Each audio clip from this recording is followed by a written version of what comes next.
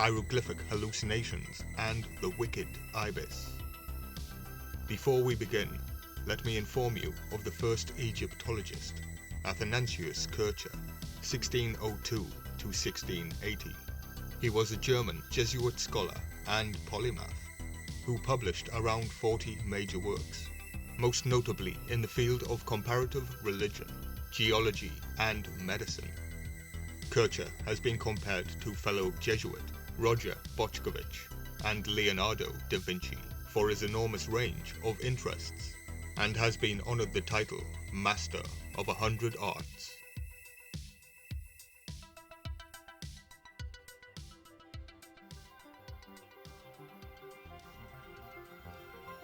Kircher believed in a pre-Christian tradition of esoteric wisdom, shared by different wise men from different pagan cultures.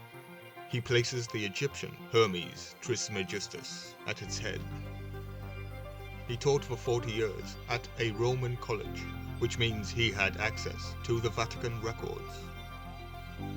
He labored for many years on the decipherment of the Egyptian hieroglyphics. In Oedipus Aegyptiacus, 1652, he used the Bemnine tablet as a primary source for developing his translation of the hieroglyphics, which are now known to be incorrect. But in relation to my previous documentary, where we learned that the mandrake may be the Ankh key, his interpretation for the method and reading of the hieroglyphics may actually be correct, but simply out of context, meaning Kircher again was ahead of his time. This appears to be why the hieroglyphics are said to hold the key to unlocking the mysteries. Kircher was a polymath, and his interests were in natural magic and mysticism within the context of scientific revolution. There are connections between Kircher and the 17th century figures such as René Descartes, Gottfried Leibniz, and Isaac Newton.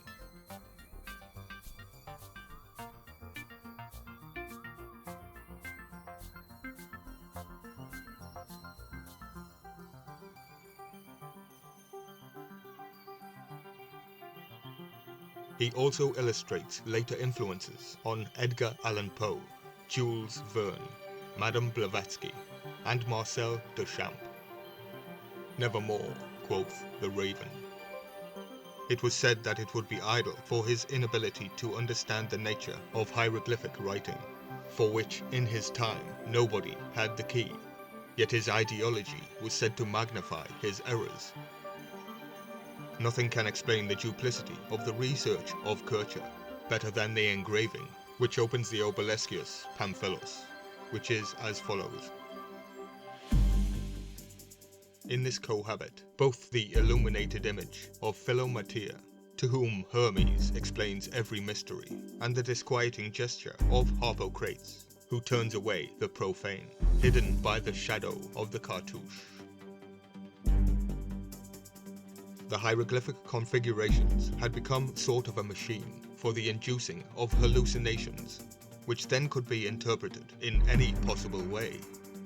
Rivoschetti, 1982, suggests that Kircher exploited this very possibility in order to discuss freely a large number of potentially dangerous themes, from astrology to alchemy and magic, disguising his own opinions as those of an immemorial tradition. One in which, moreover, which Kircher treated as a prefiguration of Christianity. Only his sensitivity to the incredible and monstrous can explain the dedication to Emperor Ferdinand III that opens the third volume of Oedipus. This next part is what caught my all-seeing eye. This text was for the emperor's eyes only, for his personal education. If this material entered the public domain, it would have to be discredited, as it was only for the eyes of nobility. Let us begin. I unfold before your eyes, O most sacred Caesar, the polymorpheous reign of Morpheus Hieroglyphicus. I tell of a theatre in which an immense variety of monsters are disposed, and not the nude monsters of nature, but adorned by the enigmatic chimeras of the most ancient of wisdoms. So that here I trust sagacious wits will draw out immeasurable treasures for the sciences, as well as no small advantage for letters. Here there is the dog, Bubasiti, the lion, Cyathicus, the goat, Mendicius. Here there is the crocodile, horrible in the yawning of its jaws, yet from whose uncovered gullet there emerges the occult meaning of divinity, of nature, and the spirit of ancient wisdom, espied through the vaporous play of images.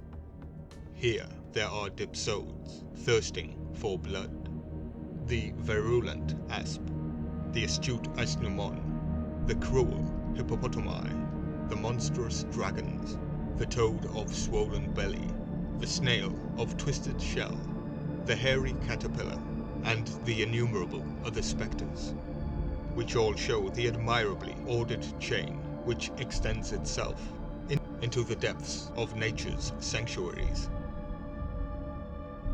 Here is presented 1,000 species of exotic things in many and varied images, transformed by metamorphosis, converted into human figures, and restored once more to themselves again, in a dance of the human and savage intertwined, and all with the artifices of the divine.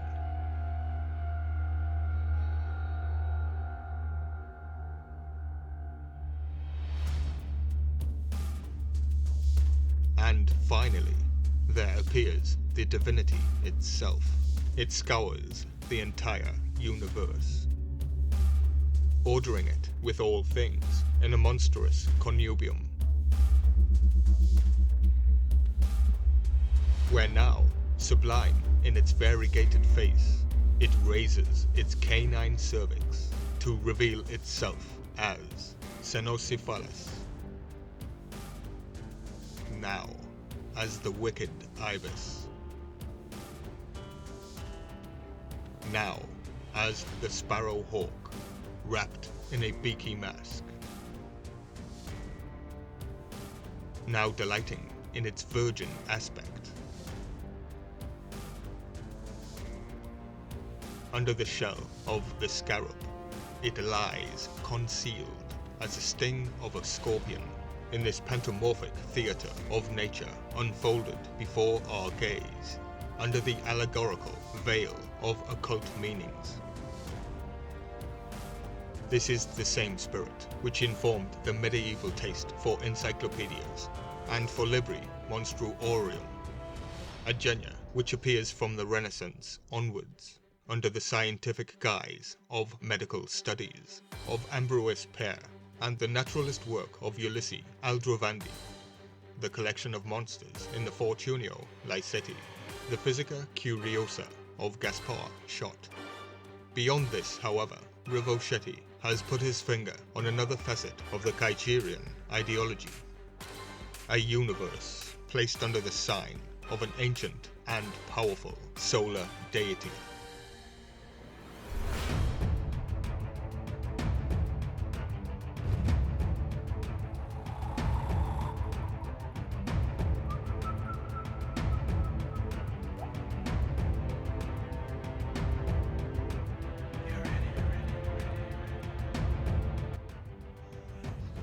So, hallucinations triggered by hieroglyphics. There is not only the mandrake, along with the white lotus, Nymphaea lotus, are also native to Egypt. The plant and flower are frequently depicted in Egyptian art. They have been depicted in numerous stone carvings and paintings, including the walls of the famous temple of Karnak, and are also depicted in connection with party scenes, dancing, or in significant spiritual or magical rites, such as the rite of passage into the afterlife. King Tut's mummy was also covered with the flower. Ensirulia was considered extremely significant in Egyptian mythology, regarded as the symbol of the sun.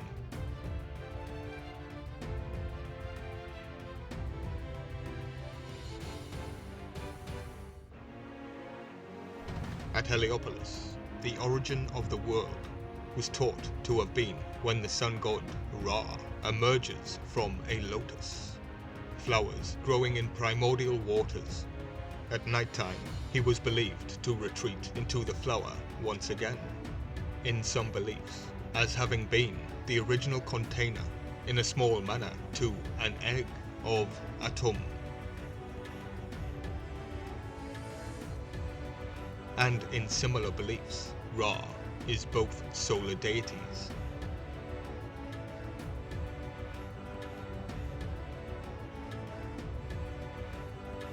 As such, its properties form the origin of the Lotus variant of the Ogdoad cosmogony, of which the Wicked Ibis is head.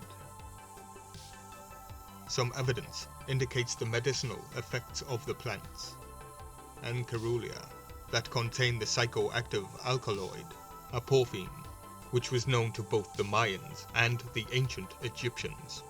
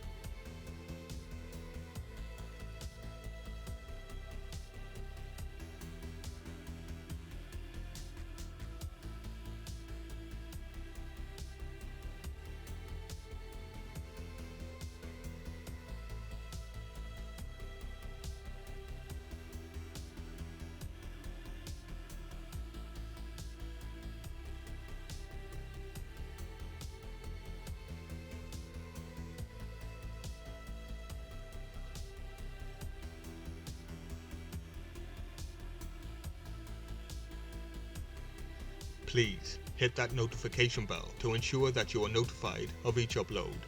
Share, like, comment and subscribe to support the channel for more ancient mystery.